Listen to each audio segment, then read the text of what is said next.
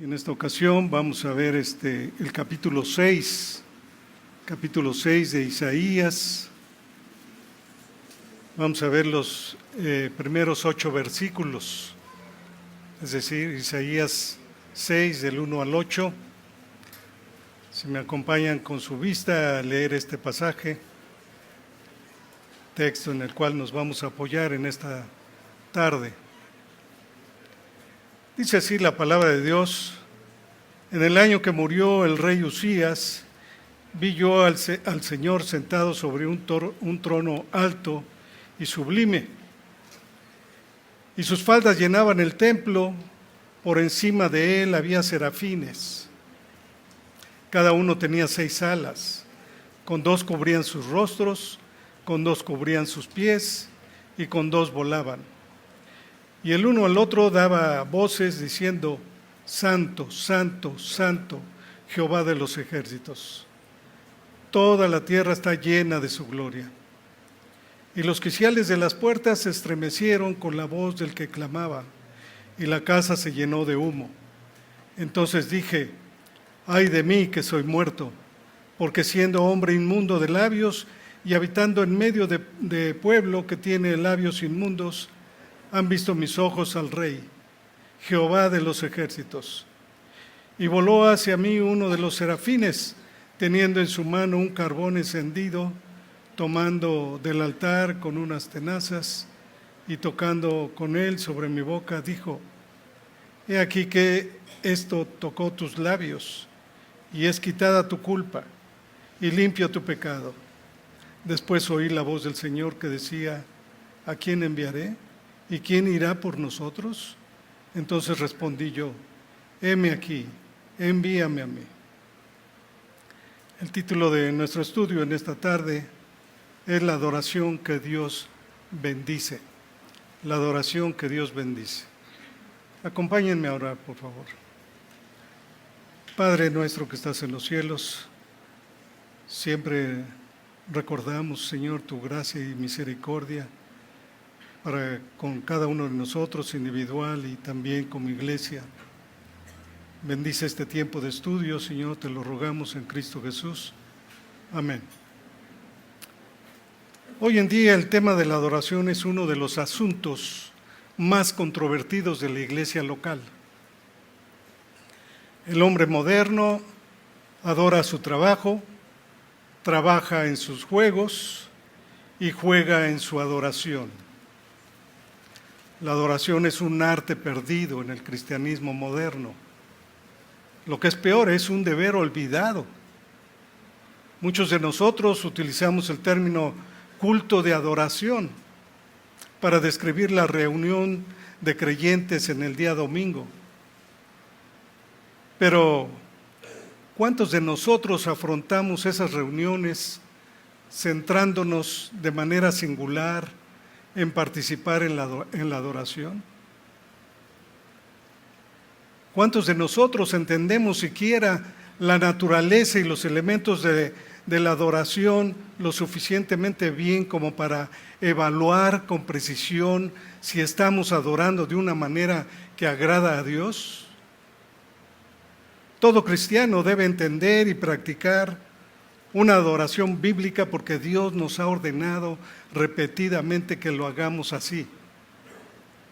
Porque la verdadera adoración es una confirmación de nuestra salvación en Cristo. Y porque la ausencia de una verdadera salvación y la presencia de una falsa adoración despertó el espantoso juicio de un Dios celoso. Además, las vidas del pueblo de Dios a lo largo de los siglos han estado caracterizadas de manera constante por la adoración.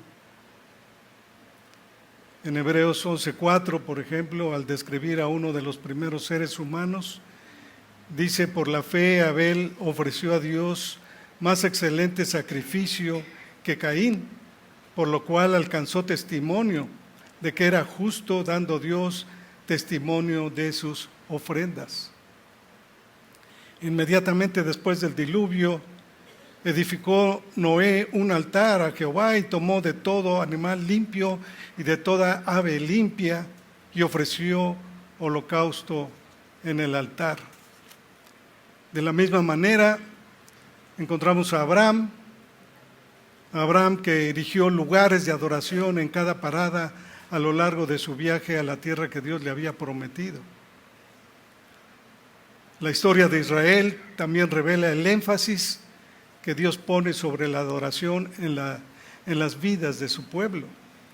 Ejemplo de ello es el tabernáculo que fue diseñado y dispuesto para enfatizar la prioridad de la adoración y que después fue reemplazado por el templo.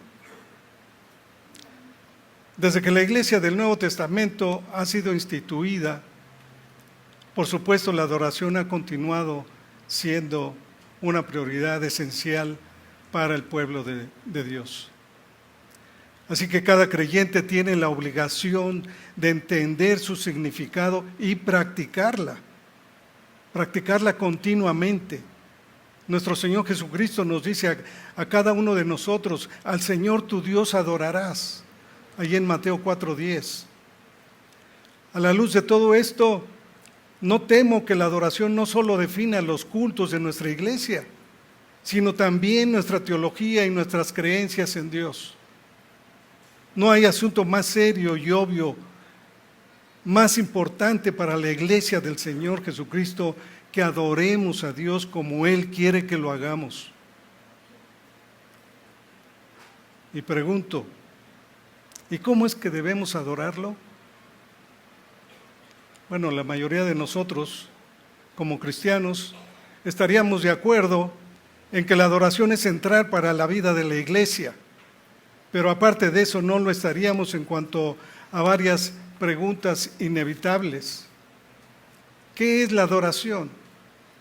¿Qué desea Dios que hagamos cuando adoramos?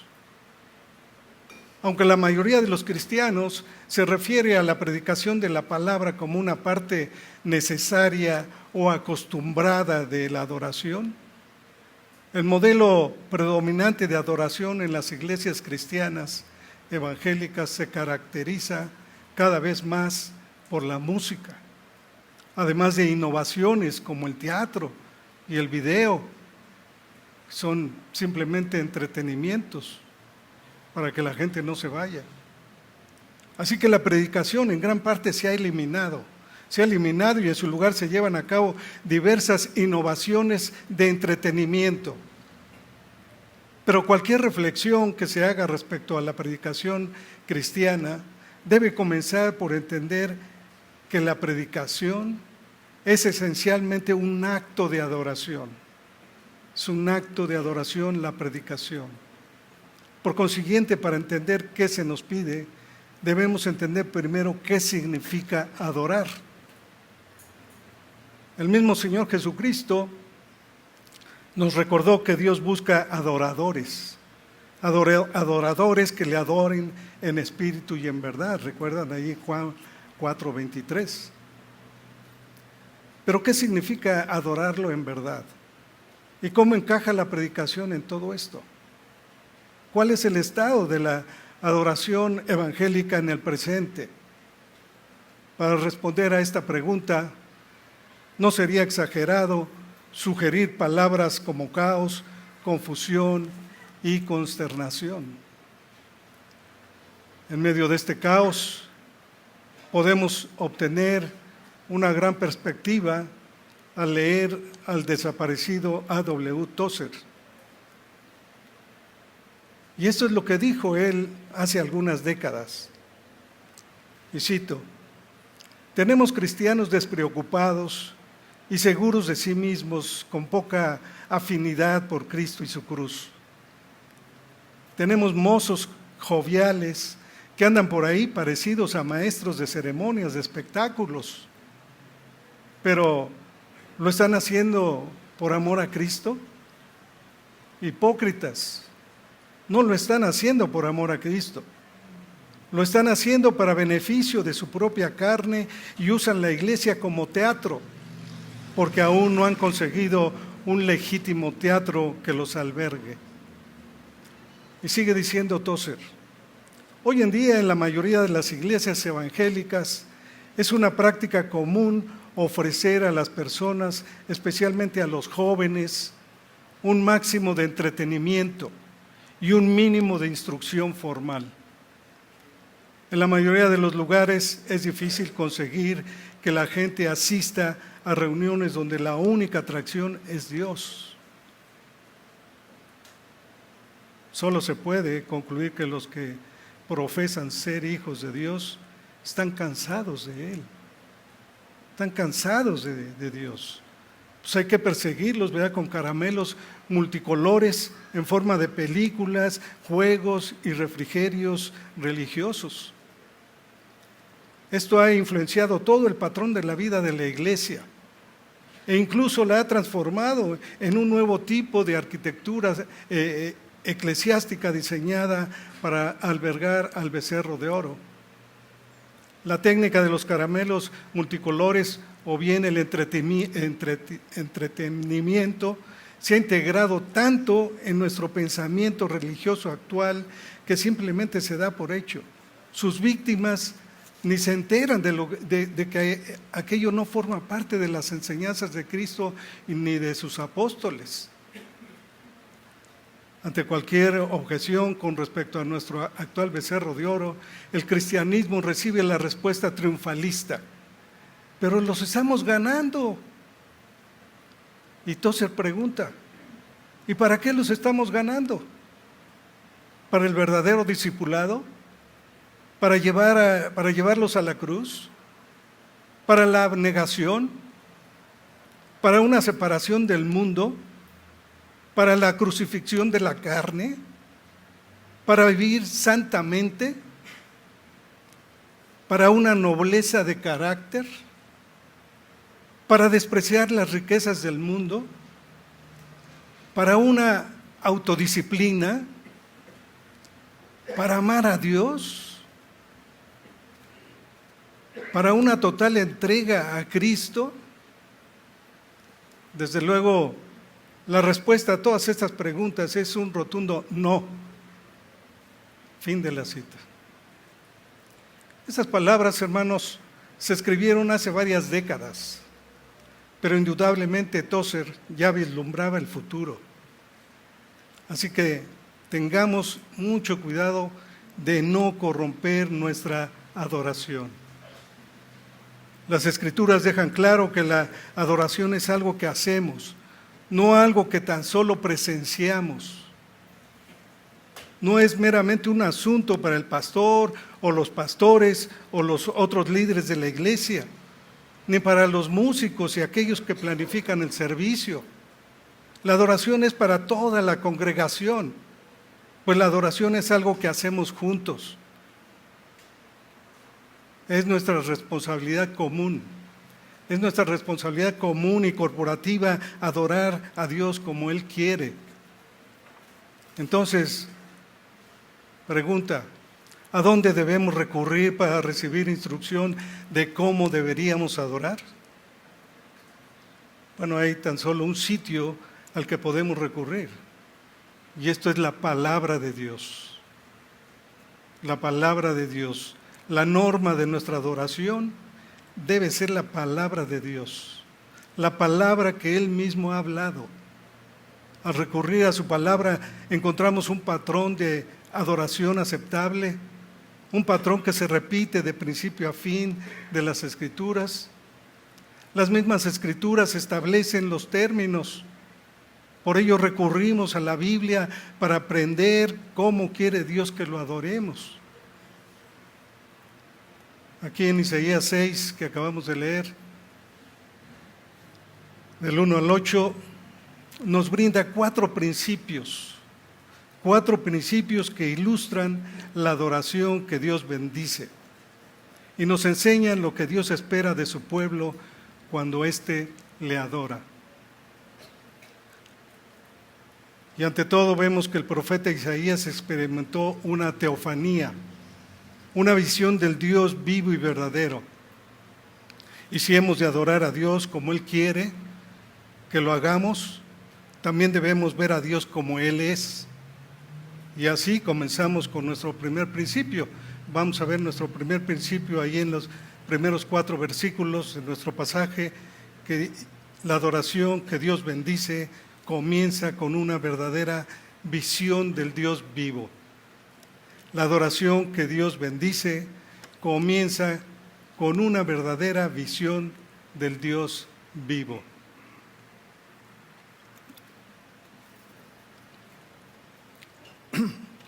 Pues volvemos a ver ahí el versículo 1, dice que en el año que murió el rey Usías, vi yo al Señor sentado sobre un trono alto y sublime, y sus faldas llenaban el templo. Por encima de él había serafines, cada uno tenía 6 alas, con 2 cubrían sus rostros, con 2 cubrían sus pies, y con 2 volaban. Versículo 3, y el uno al otro daba voces diciendo, Santo, Santo, Santo, Jehová de los ejércitos. Toda la tierra está llena de su gloria. Y los quiciales de las puertas se estremecieron con la voz del que clamaba, y la casa se llenó de humo. Aquí en el versículo 1 vemos que Isaías relata que en el año de la muerte del rey Usías vio al Señor sentado en un trono alto y sublime, y sus faldas llenaban el templo. El trono es un símbolo de realeza y soberanía, lo cual indica que el que está sentado en el trono es rey y juez al mismo tiempo. Es decir, representa la autoridad y la justicia a la vez. Pero hay más, pues aquel cuyas faldas llenaban el templo no está solo. Ahí el versículo 2 nos dice que por encima de él había serafines. Cada uno tenía 6 alas, con 2 cubrían sus rostros, con 2 cubrían sus pies y con 2 volaban. Las 6 alas de estos serafines, que literalmente significan llamas ardientes, tienen mucho simbolismo. Las alas con las que cubrían sus rostros, sin duda, indican humildad, en tanto que las que cubrían sus pies representan pureza. Los serafines sabían en presencia de quién estaban y no se atrevían siquiera a mirar su rostro. Estas criaturas con alas no se limitaban simplemente a volar suspendidas ahí en el aire en silencio. Se daban voces una a la otra y decían, Santo, Santo, Santo, Jehová de los ejércitos, toda la tierra está llena de su gloria. Esas palabras, Santo, Santo, Santo, los teólogos la conocen como el trisagio. Esta repetición, Santo, Santo, Santo, es porque en el lenguaje hebreo no hay una forma comparativa o superlativa adecuada, por lo cual se hace uso de la repetición para reafirmar algo. Encontramos nuevamente este patrón repetitivo allí en Apocalipsis 4:8, donde dice que los 4 seres vivientes tenían cada uno 6 alas y alrededor y por dentro estaban llenos de ojos y no cesaban día y noche de decir, Santo, Santo, Santo, es el Señor Dios Todopoderoso, el que era, el que es y el que ha de venir. La iglesia primitiva encontró en este patrón una referencia a la Trinidad. Y si lo analizamos nuevamente con la perspectiva del Nuevo Testamento, sin duda podemos entender esa afirmación. De modo que el punto central de esta estructura parece ser el énfasis. La cuestión aquí en Isaías 6:2 es que cuando los serafines claman Santo, Santo, Santo, están declarando la esencia, la identidad y el ser de Dios en lo que respecta a su incomparable santidad. La santidad de Dios hace referencia a su separación de su creación. Él no es como nosotros. Nosotros somos finitos y Él es infinito. En otras palabras, Dios es trascendental y su santidad revela la diferencia y el infinito contraste entre su naturaleza y la nuestra. Un comentarista define la santidad como la majestad moral total y única de Dios. Es una expresión maravillosa, ¿no lo creen? La majestad moral de Dios es total y no tiene rival. De igual modo, otro escritor, E.J. Young, sugiere que la santidad es la totalidad de la perfección divina que separa a Dios de su creación. Es decir, aquello que casi trasciende nuestra definición es lo que hace que Dios sea Dios. La santidad incluye todos los atributos de Dios. Su santidad es lo que lo define. Y la pregunta que surge es, ¿la visión que tenemos muchos de los que adoramos se parece a lo que los serafines nos están diciendo aquí? ¿Adoramos con el entendimiento de que Dios es santo y que toda la tierra está llena de su gloria? ¿Realmente así adoramos? Escuchen esto. Podríamos decir con toda sinceridad que aquellos que nos visitan y que vienen a nuestros servicios de adoración, al vernos adorar, se encuentran cara a cara con la realidad de Dios. O simplemente se van con una visión de un Dios más pequeño y de una deidad marchita. ¿Con qué impresión se van nuestros visitantes? La adoración tiene componentes tanto objetivos como subjetivos. Desde luego, la adoración es subjetiva, puesto que hay una experiencia personal e individual que se experimenta en la adoración. Pero las Escrituras también dejan claro que la experiencia subjetiva de la adoración debe predicarse sobre la verdad objetiva del Dios vivo. Del Dios vivo y verdadero, es decir, el Dios que se ha revelado en las Escrituras. De tal manera que la adoración es el indicador más importante de lo que una persona o grupo cree realmente en Dios. Así es de que si tú quieres conocer lo que las personas realmente creen de Dios, obsérvalas adorar, escucha qué cantan y cómo oran. Luego sabrás qué creen de este Dios al que adoran. Hermanos, hermanas, yo espero sinceramente que aquí en la Iglesia Cristiana de la Gracia, el Dios de la Biblia llegue a conocerse al observar nuestra manera de adorar, a través de nuestro comportamiento, de nuestras actitudes, en el momento que se está alabando al Señor, en el momento en que se está predicando su palabra. Bueno, ya desde que empiezan los músicos aquí, ya estamos empezando a adorar desde el día anterior. No, miento, desde la semana anterior. Ya debemos estar adorando y llegar preparados el domingo. Entonces, este primer principio es ese: la verdadera adoración comienza con una visión del Dios de la Biblia, una visión del Dios vivo y verdadero. Un segundo principio lo vemos ahí en el versículo 5 de nuestro texto, y dice: la adoración que Dios bendice nos lleva a la confesión de pecados. La adoración que Dios bendice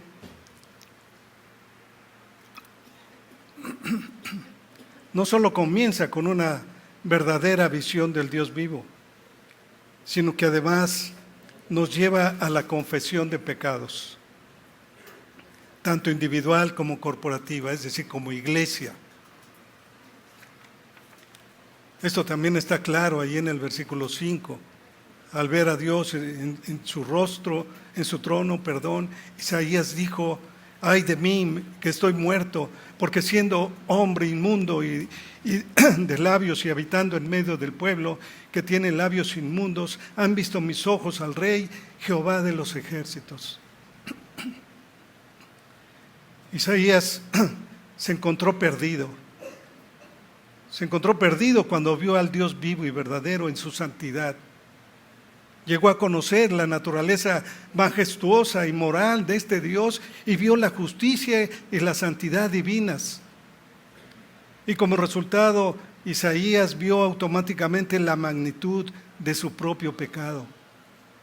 No podía verse a sí mismo sino como un pecador perdido, deshecho y humillado. En pocas palabras, se veía condenado a muerte. La respuesta es muy clara. Mis ojos han visto al Rey, al Señor Todopoderoso. Isaías había tenido una visión de Dios en su santidad y estaba absolutamente conmocionado en lo profundo de su ser por su propia conciencia de pecado. Su corazón deseaba ser purificado. Y hermanos, cuando vemos a Dios como santo, nuestra reacción instantánea y única es vernos como pecadores.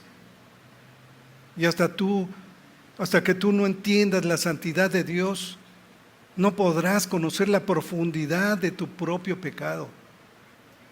Si no nos duele profundamente nuestro pecado, significa que aún no entendemos la santidad de Dios.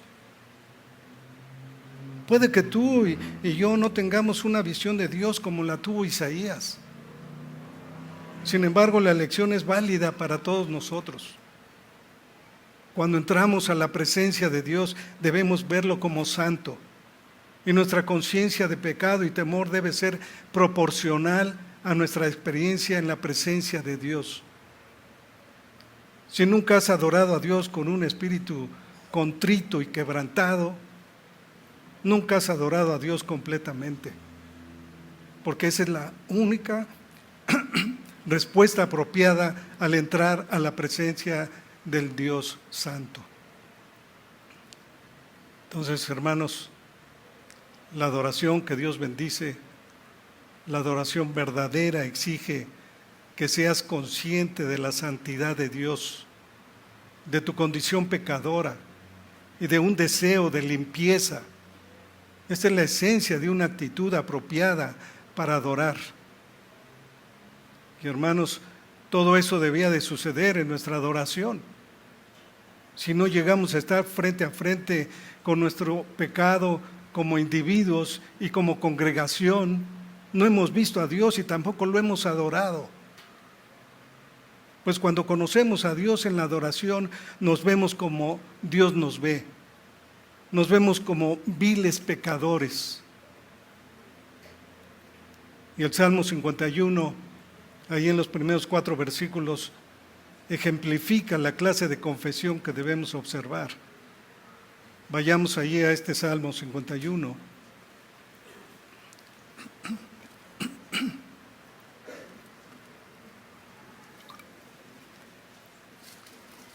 Es un salmo de David. Dice David: ten piedad de mí, oh Dios, conforme a tu misericordia. Conforme a la multitud de tus piedades, borra mis rebeliones. Lávame más y más de mi maldad y límpiame de mi pecado. Porque yo reconozco mis rebeliones y mi pecado está siempre delante de mí. Contra ti solo he pecado y he hecho lo malo delante de tus ojos, para que seas reconocido justo en tu palabra y tenido por puro en tu juicio. Sabemos que cualquier padre de familia conoce la diferencia entre una disculpa genuina y otra para salir del paso, un rápido lo siento, y mientras que el niño sale corriendo por el pasillo.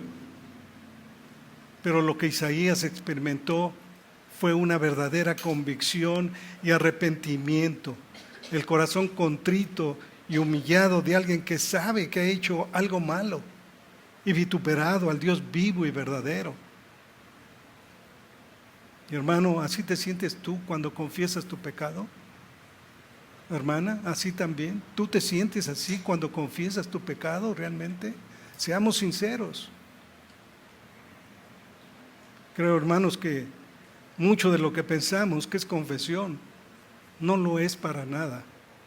sino más bien es simplemente una disculpa apresurada y no la clase de quebranto que vemos en el Salmo 51 o en Isaías 6:5. Piensa en eso, hermano, hermana, examina tu corazón y confiesa tu pecado y conviértete así en un adorador verdadero. Entonces vemos que el primer principio, la adoración que Dios bendice, comienza con una verdadera visión del Dios vivo y verdadero. Principio 2 nos lleva a la confesión de pecados. Y principio 3, la adoración que Dios bendice nos lleva a la proclamación del Evangelio. La adoración que Dios bendice nos lleva a la proclamación del Evangelio. Versículos 6 y 7. La verdadera adoración nos llevará a una manifestación de la redención, es decir, a la proclamación del Evangelio.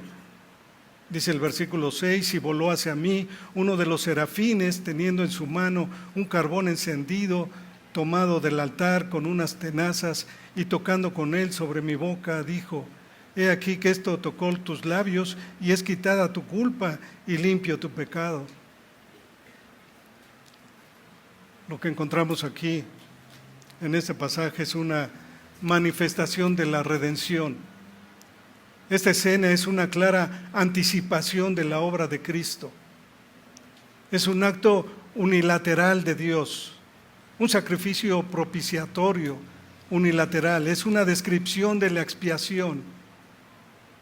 Isaías no dio absolutamente nada a Dios, se encontró frente a frente con su pecado y entonces se dio cuenta de que la redención es por gracia absoluta y además es costosa. Después de todo, el carbón encendido provino del altar del sacrificio, no de una simple fogata. Martín Lutero dijo que Isaías se vio primero como realmente era, un pecador que estaba perdido, y después como alguien que conoce la redención. Pero esto, sigue diciendo Lutero, redundó en la salvación del profeta, que de tal manera fue lanzado al infierno para poder ser rescatado y rescatar a otros de la inmundicia de la ley a la pureza de Cristo, de modo que solo Él, es decir, Cristo, pudiera reinar aquí. Ahora se produce una resurrección de los muertos. Fin de la cita. Hermanos, esto también debe suceder en nuestra adoración. Para una verdadera adoración es necesario ver al Dios vivo y verdadero y después vernos a nosotros mismos como realmente somos en nuestro pecado. Al acudir a Dios en confesión, experimentamos la visualización y proclamación de la redención. La verdadera adoración siempre proclama el Evangelio, las buenas nuevas de lo que Dios ha hecho en Jesucristo. Proclama la obra de Cristo y se centra en la cruz. Con el apóstol Pablo decimos: lejos esté de gloriarme, sino en la cruz de nuestro Señor Jesucristo. Proclamamos la libertad a los cautivos y gracia y perdón a todos los que creen en su nombre. Cuando adoramos a Dios de una forma que Él le agrada, se evangeliza a los perdidos. El testimonio profundo de la adoración individual o colectiva, es decir, como iglesia, tiene un impacto profundo en los perdidos. Sin embargo, no obstante, tristemente, hay algunos que, diciéndose cristianos, por ejemplo en la celebración de la Cena del Señor, se abstienen de tomarla. Con esa actitud niegan su redención y están simplemente presenciando la adoración, pero no están adorando. ¿Se dan cuenta? La Cena del Señor, como el bautismo, son elementos de la adoración. No podemos negarlo. Hoy en día hay demasiada supuesta adoración que no reconoce a Dios como santo, quedándose corta de una forma deplorable. cantan muchas canciones agradables, expresan emociones y actitudes afables, ¿verdad?, sin un reconocimiento de lo que realmente es Dios.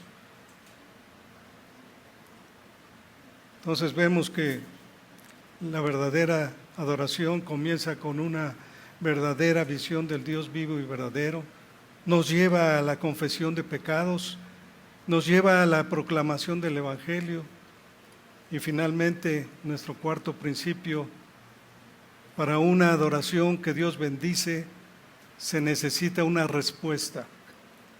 Para una adoración que Dios bendice se necesita una respuesta. Dado lo que Dios ha hecho para una adoración que le agrade, se necesita una respuesta.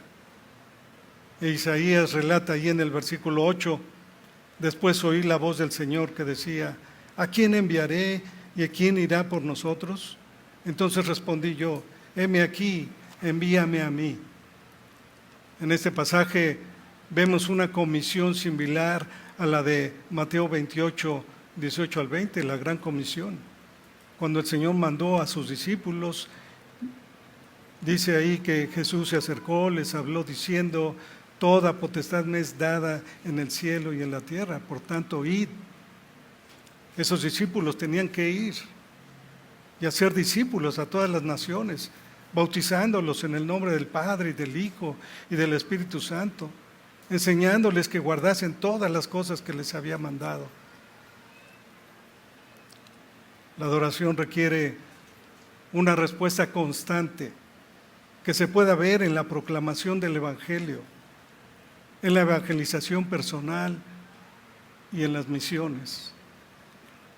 Si nuestra adoración es débil, nuestra proclamación del Evangelio será débil también.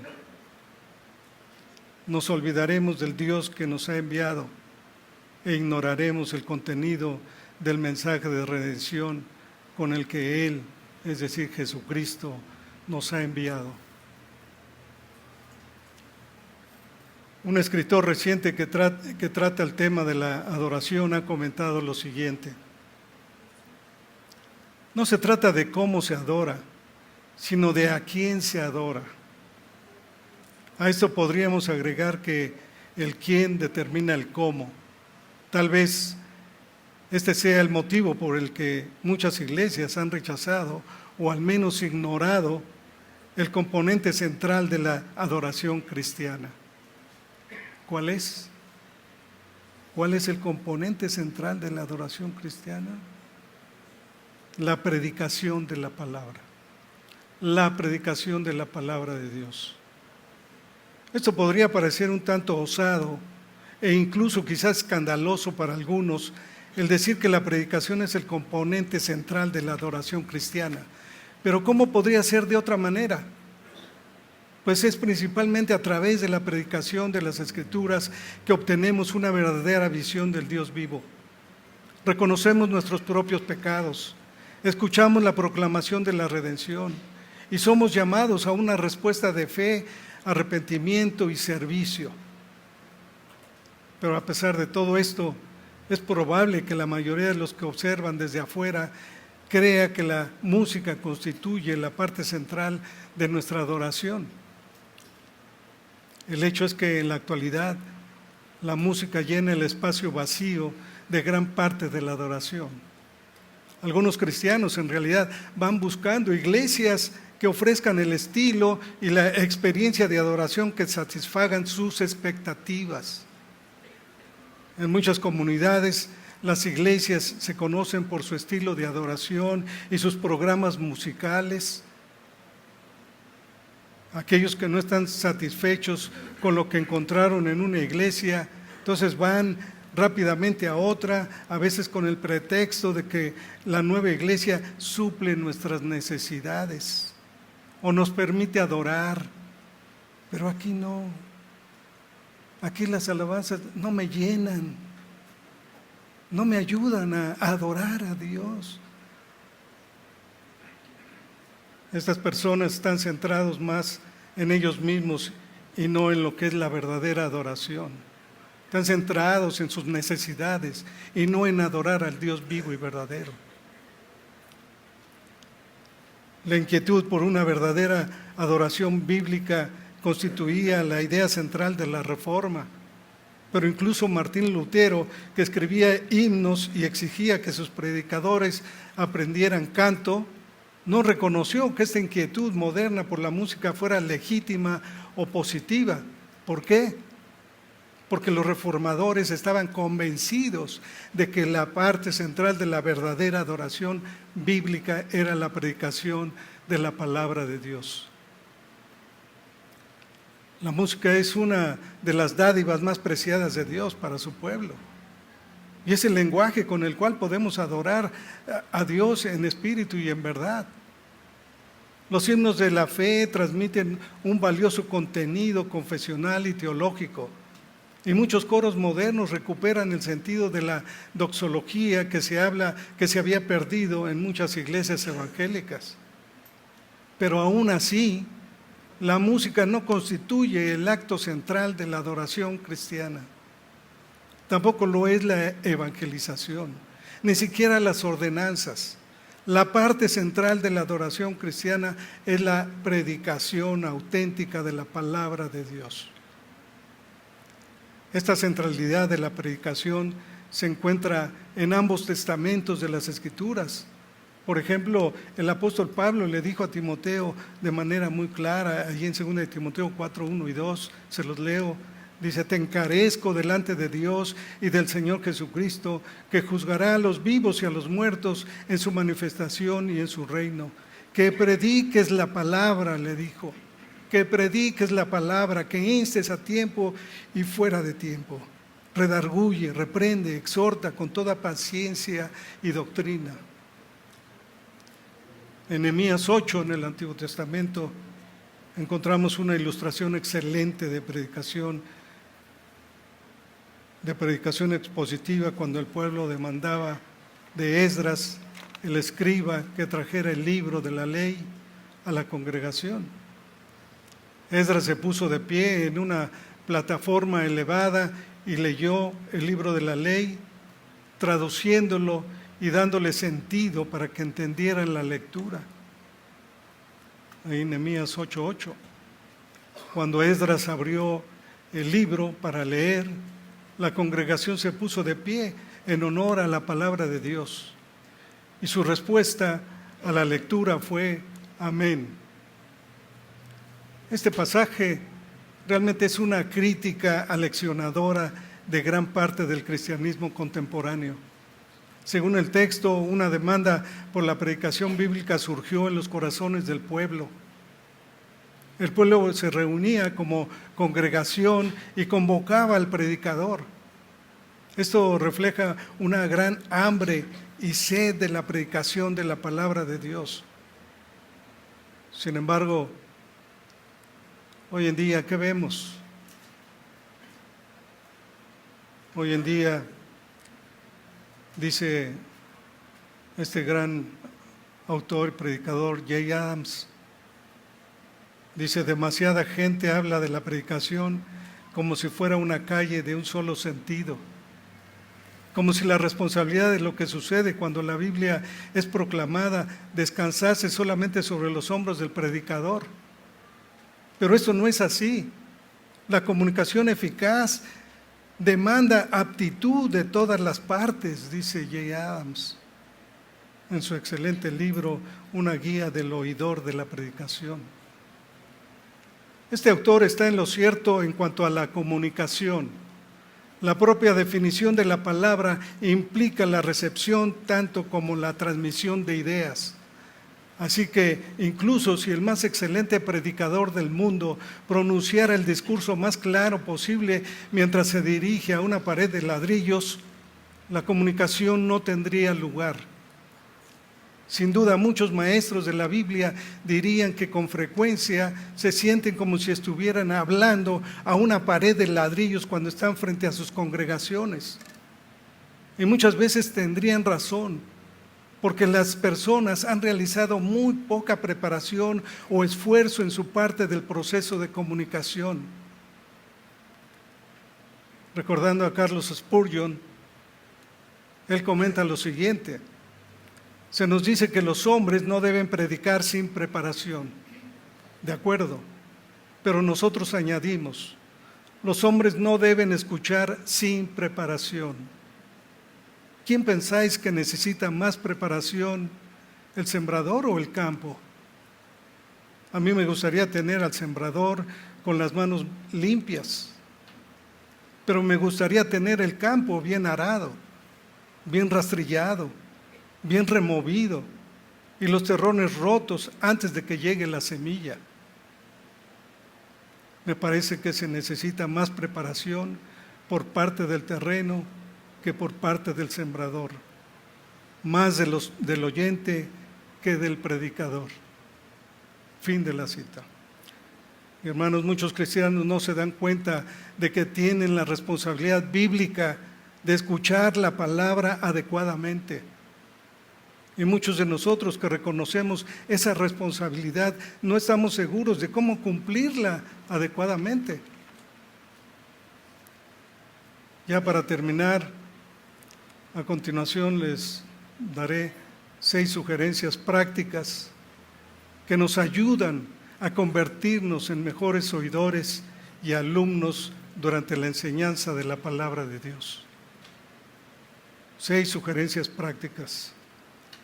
Número 1, examinaos a vosotros mismos si estáis en la fe.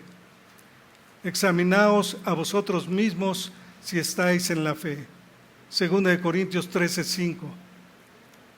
Solo aquellos que han sido salvados del pecado por la gracia, por medio de la fe en Cristo, pueden entender la verdad de la palabra de Dios. Esto lo dice el mismo Pablo ahí en 1 Corintios 2:14. Para esas personas que no tienen el Espíritu Santo, todo esto es locura. Número 2, confiesa y abandona tu pecado continuamente. Confiesa y abandona tu pecado continuamente. 1 Juan 1:9. Porque 1 Pedro 2:1 y 2 dice que debemos desechar toda malicia y todo engaño e hipocresía, envidias y toda difamación, para que podamos desear como niños recién nacidos la leche espiritual de la palabra. Y número 3, prepárate para el mensaje la noche anterior. Prepárate para el mensaje la noche anterior orando, yendo temprano a la cama y también levantándote suficientemente temprano como para tener suficiente tiempo para estar preparado por la mañana. Número 4,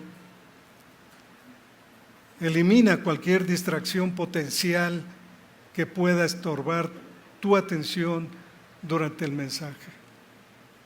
Si alguien te quiere platicar algo, no le hagas caso, concéntrate en la predicación y dile, por favor, no me estés molestando. Empezando también cómo nos podemos quitar las distracciones. Apaga tu celular. Apaga tu celular. Hoy en día ya sabemos que la Biblia la traen muchos en su celular, pero muchas veces también no sabemos si está leyendo sus mensajes o está viendo el pasaje. No sabemos.